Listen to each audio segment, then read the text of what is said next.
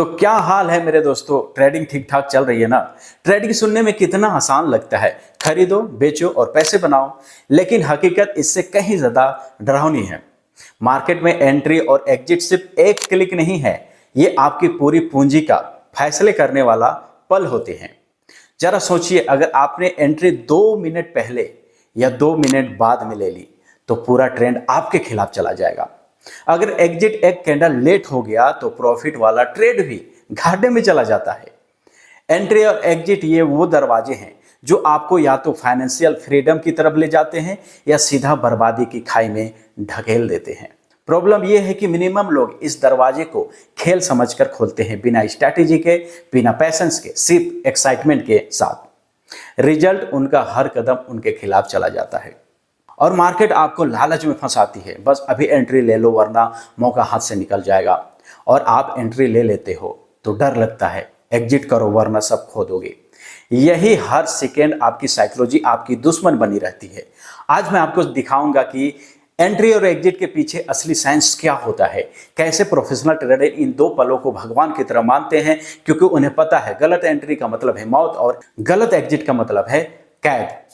तो अगर आप वाकई में ट्रेडिंग को खेल नहीं बल्कि एक सीरियस स्किल की तरह सीखना चाहते हैं तो इस वीडियो को आखिर तक देखिए, क्योंकि एंट्री एग्जिट ही वो दो तस्वीरें हैं जिनसे आप या तो मार्केट को काटोगे या मार्केट आपको काटेगी। चलिए शुरू करते हैं। मैं आपको 5 लॉजिकल एंट्री पॉइंट को डिटेल में समझाता हूं, सिर्फ स्ट्रैटेजी नहीं बल्कि उनके पीछे की ह्यूमन साइकोलॉजी और ऑपरेटर का दिमाग कैसे काम करता है। ट्रेडिंग असल में साइकोलॉजी का ही खेल है और एंट्री वही बनती है जहां रिटेल ट्रेडर की सोच टूटती हो। सबसे पहला पॉइंट है फियर एंट्री, जब आप डर कर बेच देते हो। सोचिए, मार्केट अचानक गिरा, टेलीग्राम वाले के नोटिफिकेशन आ गया, अरे मार्केट डूब रहा है, निकल जाओ, एग्जिट कर लो। बस छोटा ट्रेडर क्या होता है, घबरा कर तुरंत बेच देता है। वो सोचता है जो बचा हुआ अभी मेरे पास है वो भी चला जाएगा, अभी मार्केट से एग्जिट कर लो। अब यही पे होता है ऑपरेटर के लिए एक मौका। ऑपरेटर यही पल का इंतजार करते रहता है और वो रिटेल ट्रेडर जब डर की वजह से अपना माल को सस्ते में बेच देता है, ऑपरेटर उसी समय डर का फायदा उठाकर आराम से खरीद लेता है। अब यहीं पे आपको सोचने की, समझने की जरूरत है दोस्तों। जब आप डर के मारे वहां पे सेल कर रहे होते हैं, वहीं से असली एंट्री निकलती है। यानी कि आप ये चीज देखना शुरू कर दो कि मैं कहाँ पे डर के सेल करने के लिए तैयार रहता हूँ, कहाँ पे रिटेल ट्रेडर डर से सेल करना शुरू कर देते हैं। वहीं पे अपना एंट्री बनाओ और वहीं पे अपना बाय का पोजीशन बनाओ। इससे क्या होगा कि आप जब भी एंट्री लेंगे आप वहाँ पे आसानी से प्रॉफिट कर सकते हैं, क्योंकि वहाँ पे ऑपरेटर एंट्री करता है और आप हो ऑपरेटर के साथ, तो आपको यहाँ पे लॉस से बिल्कुल नहीं डरना है, क्योंकि वहां पे आपको प्रॉफिट ही प्रॉफिट होने वाला है। दूसरा, ग्रीड एंट्री, जब आप लालच में खरीदते हो, यानी मार्केट लगातार बढ़ रही हो, चारों तरफ हाइप हो कि सोशल मीडिया पर, न्यूज पर, हर जगह, टेलीग्राम पर कि ये स्टॉक अब तो उड़ जाएगा, बूम हो जाएगा। अब रिटेल ट्रेडर कहता है, उनका साइकोलॉजी जो बोलता है वो कहता है अगर मैंने अभी खरीदा नहीं तो मौका हाथ से निकल जाएगा। अब वो तुरंत बाई कर लेता है। अब ऑपरेटर इसी वक्त अपना प्रॉफिट बुक करता है और बाहर निकल जाता है। रिटेल ट्रेडर ऊंचे दाम पर एंट्री करता है और फंस जाता है।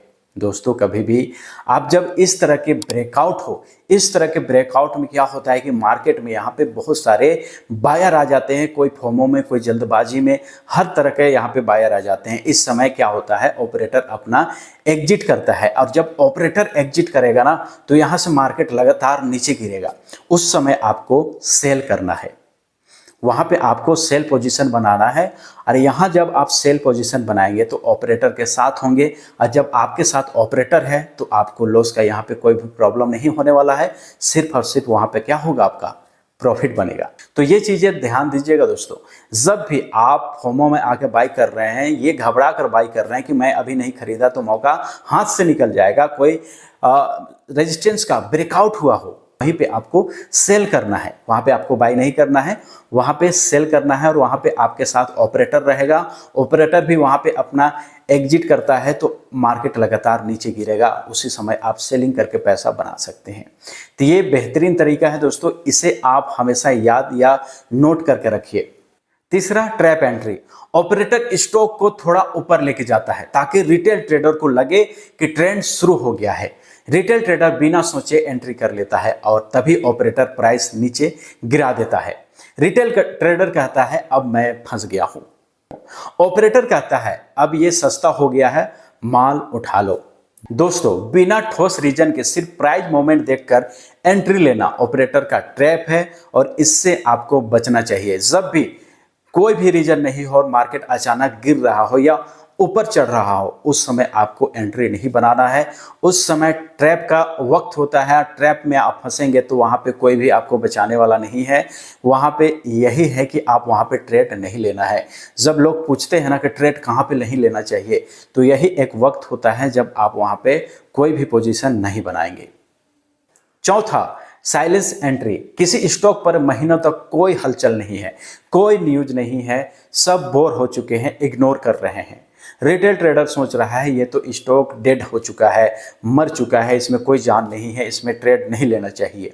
लेकिन इसी समय ऑपरेटर धीरे धीरे माल इकट्ठा कर रहा होता है और उसका काम पूरा हो जाता है। तभी अचानक न्यूज बनती है, टेलीग्राम पे न्यूज आता है, आपको नोटिफिकेशन मिलती है, श्योर शॉर्ट कॉल मिल जाता है।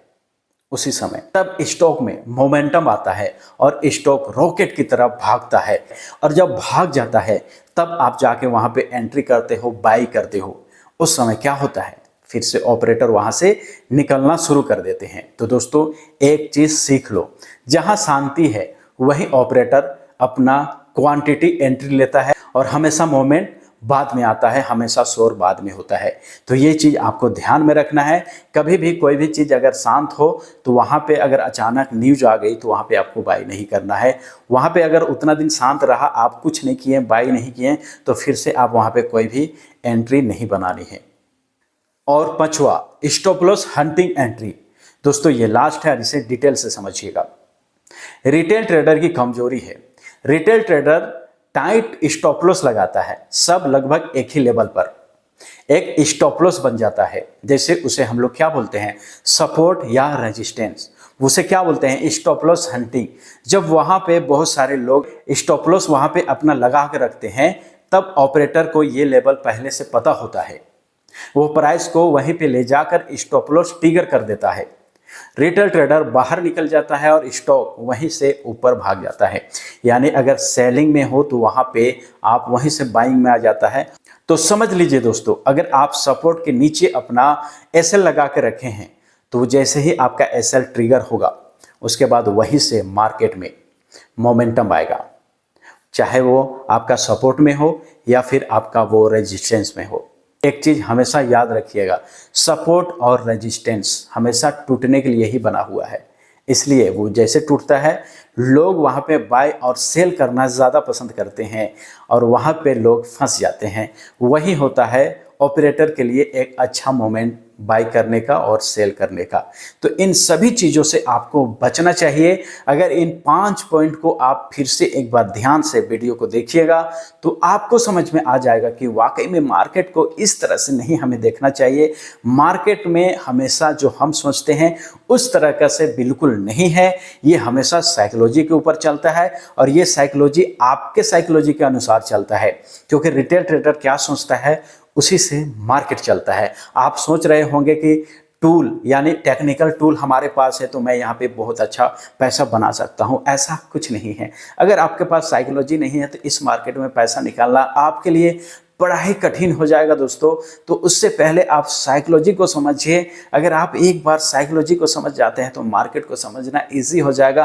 पैसा निकालना यहाँ आपके लिए बस एक छोटा सा काम रहेगा दोस्तों।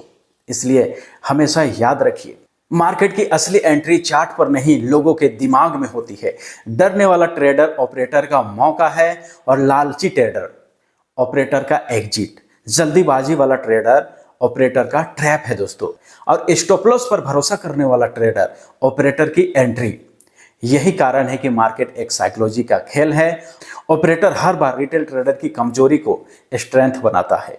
दोस्तों याद रखिएगा, अगर आपको मार्केट में टिके रहना है तो आपको सिर्फ स्ट्रैटेजी के पीछे नहीं भागना है, सबसे बड़ा स्ट्रैटेजी साइकोलॉजी है।